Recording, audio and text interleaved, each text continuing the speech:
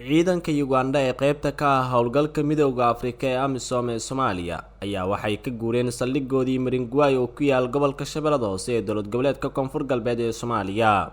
war-saxaafadeed ka soo baxay AMISOM ayaa lagu sheegay in iyadoo qayb ay ka tahay tani qorshaha dib u habeynta ciidamada si loo qabto deegaano kale oo gacanta dowladda ka baxsan ay AMISOM deegaankani ku wareejiyeen ciidamada dowladda iyo maamulka gobolka.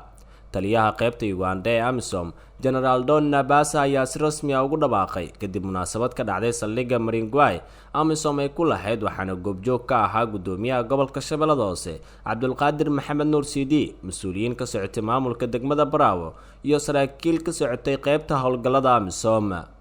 General Nabasa ayaa waxa uu sheegay in dib u dejinta ay qayb ka tahay qorshayaasha wadajirka ee howlgallada kaas oo ay dejiyeen bishii Abriil AMISOM iyo ciidanka xoogga si loo suurtageliyo qorshaha ciidamada xoogga dalka ay kula wareegayaan ammaanka dalka ka hor bixitaanka AMISOM. A recently concluded sector commanders conference guided by AMISOM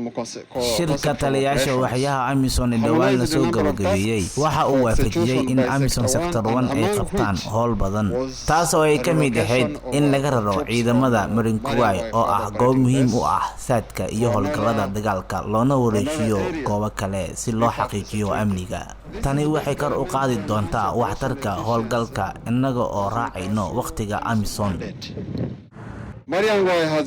Maringway waxay ka mid ahayd meelaha ugu nabadoon waxaana ugu mahadcelinaynaa aniga oo ku hadlaya magaca AMISOM iyo sector 1 oo dhaqameedyada iyo bulshada sida ay ula shaqeynayaan ciidamadeena maadaama 7 sano ee AMISOM ay xiradani ku sugnaayeen.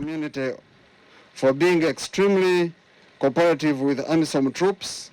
throughout the 7 years AMISOM has been in this location. gudoomiyaha gobolka Shabeellada Hoose Cabdulqaadir Maxamed Nuur Sidi waxa uu sheegay in ciidamada AMISOM iyo kuwa xoogga dalka ay howlgallo kala duwan ka wadaan gobolka sidaa darteedna deegaanadii hore ay ka baxeen ciidamada dowladda ay la wareegayaan. inaan anagu isku filnaano oo ciidamada Soomaaliya kala wareegaan ciidamada AMISOM waxa koos gareeyay walaalaheen Afrikaanka oo dhigooda noo daadiyay oo noo yimid inay cadowga argixisada naga dhiciyaan. AMISOM ayaa tuulada Maringway oo qiyaastii 60 kiiloomitir u jirta degmada Bravo ee gobolka Shabeellada Hoose qabsatay 1 Oktoobar sanadii 2014 waxaana wixii xilligaas ka dambeeyay tuulada ay noqotay mid ka mid ah fariisimada ugu waaweyn ee gobolka ay ku lahaayeen AMISOM gaar ahaan ciidamada Uganda ee sector 1. Yaxye Maxamuud Maxamed, Shabeelle TV, Muqdisho.